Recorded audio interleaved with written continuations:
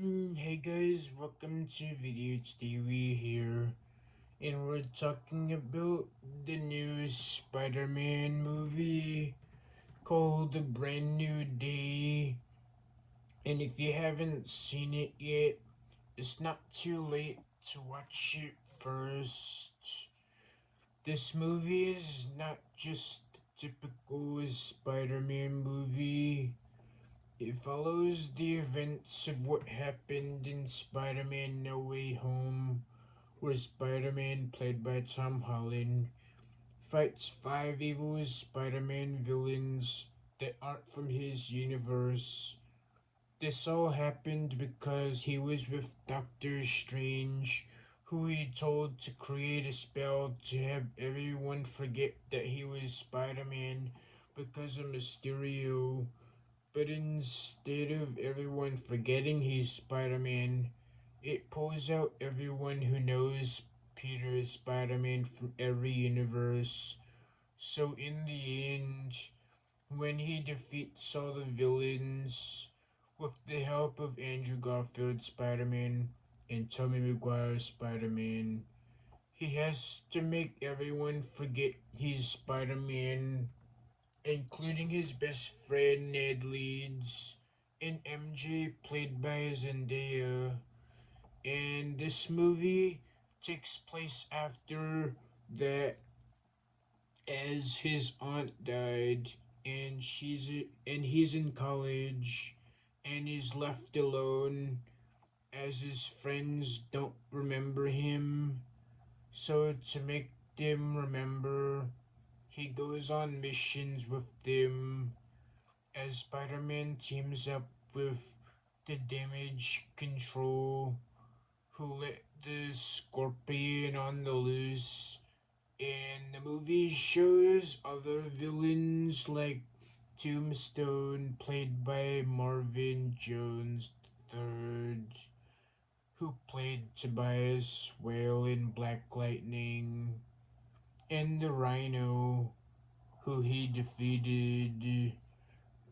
But then he notices his spider powers and DNA changing into Spider Man, as he has organic webs and heightened senses that can sense danger. So he develops a way to control his abilities with an enhanced bracelet, a gift from his professor, who is Bruce Banner, who has been Bruce Banner and Hulk for 5 years. Spider-Man goes on missions with the Damage Control, and he tries to reunite with MJ, but she gets mind controlled and made Spider-Man jump off the building to catch her. And so Spider-Man realizes that people were under mind control. So the director of Damage Control, William Metzger, sends them on a mission to find the one doing the mind control. It ends up being Jean Grey, aka the Phoenix, who is a mutant who happens to be the one doing the mind control. Other appearances in the movie is Yelena Belova, who talks to him about big potatoes and small potatoes. Frank Castle as the Punisher, who is the exact opposite of him, as he fights crime and may send them to jail or puts them away. But he does it and makes them stay dead, as he was trained as a soldier but lost his family, and now he's a vigilante who uses guns.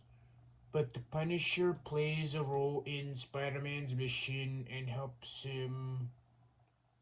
Another appearance in the movie is Hulk Bruce Banner, as he turned back into the Big Hulk after being mind controlled by Jean Grey, and his bracelet came off and he turned into the Hulk, and Spider-Man gets in a fight with the Hulk and he defeats the Hulk, but It was a hard fight.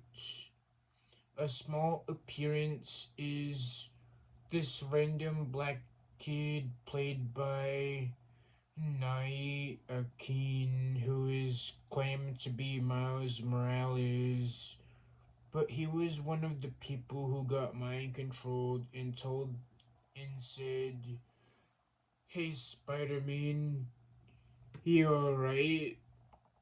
Got rid of that monster inside you?" And talks about endangering MJ.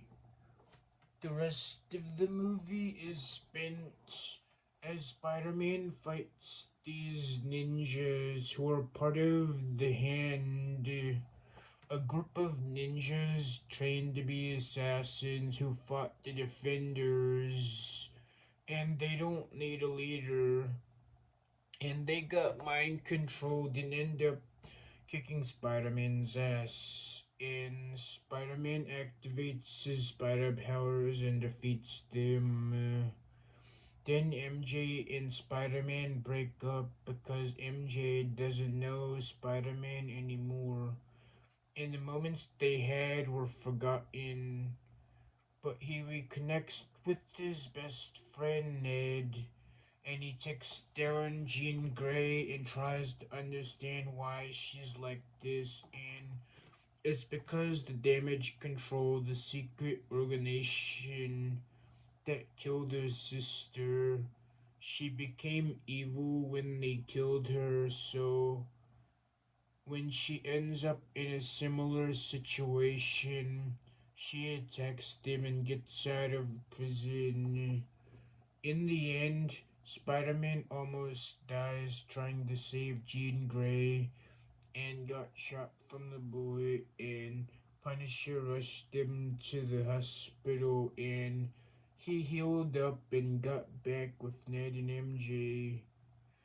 It was a really good movie, and out of the four movies, this one is very unique and adds these characters who have nothing to do with Spider-Man but tie into a different theme of the multiverse and mutants and different kinds of superheroes and brings them together.